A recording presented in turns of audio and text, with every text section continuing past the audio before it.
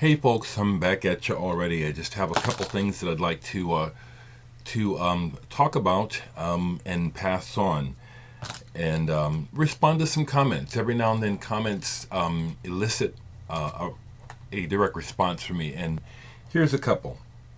So, my last video, I was showing some records, and when I show records, folks always recommend stuff to me, and which is fine and appreciated. Much of the time, I'm already aware of the recommendations, and here's one. I do have Mars Volta's De Laust in the Comatorium. I have shown it in at least one video, if not two, before, as I explained to the person who said they have watched most of my videos and must have missed it. I may have deleted it. But here's my copy. I've had it for years. There it is. This one I cannot recite any words from or musical passages, but I know that this one I liked more immediately when I got it, and it played more than the other one that I showed yesterday. So I wanted to show that. I wanted to talk a little bit about two things. One, someone asked, what is the VC? And I just want to take the time to say that the vinyl community is not something formal. It's something in our heads.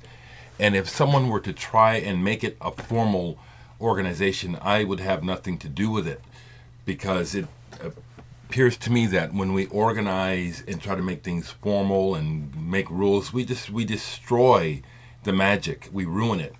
So, to me, the vinyl community is an idea in my head, basically, but that it actually exists, which is that I'm a vinyl junkie, a record freak, and through watching YouTube over the years, I've discovered other record lovers, music lovers, and I started making videos because I saw that other people were making videos. I don't know who called this endeavor the vinyl community first. It doesn't matter to me. It just is a term that, for me, is an affectionate term, and I use it. VC, vinyl community.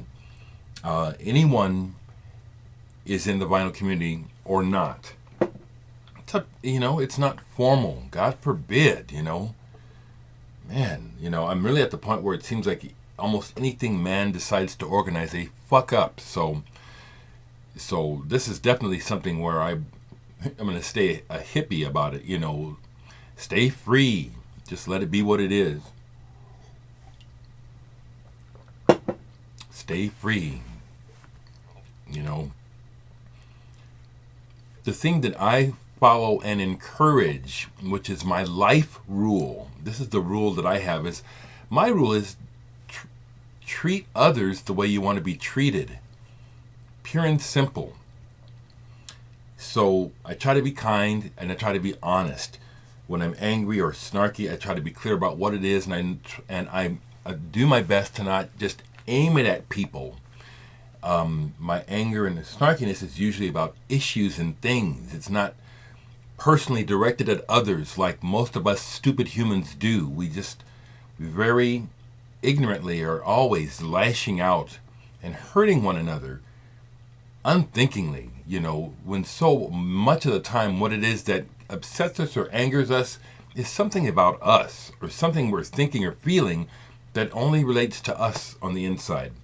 So in my involvement in the idea of the vinyl community, what I'm always trying to develop is the idea of being respectful to others and learning more and more about how to just accept people the way they are and ask for the same in kind.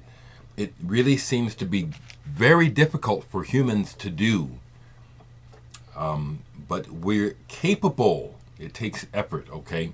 I wanted to say that about the vinyl community, all right? It's nothing formal, yeah, okay? I want to pass this on behalf of the surviving members of the band Gong. So as you know, in March this year, David Allen, who started the band Gong, but also started Soft Machine, and is actually quite a, in my opinion, an historic figure. I see David Allen as figuring in quite heavily in the history and development of Western rock music. He has been there and part of some significant events that have shaped the history of rock music and deserves recognition. What I've come to understand is that Charlie Records, a British-based record label, has just released a box set that they're claiming is remastered versions of these albums. Online, Steve Hillage and several other surviving members of Gong, including Tim Blake, have gone very public asking people to not buy this stuff, that Charlie Records is lying, that they did not, number one, they don't have the original masters, so these records that they're claiming are remastered are not. Number two, the musicians involved in these will receive no compensation, and they never have.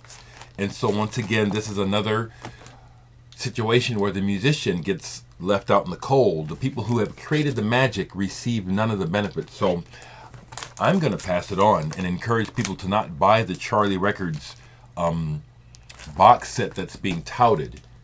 Try to find these originals. Okay, there's my phone. I'm gonna upload this, okay, because don't buy the Gong shit, all right? This is my brother. What's going on, Pat? Hey, I'm just checking with you. You know, just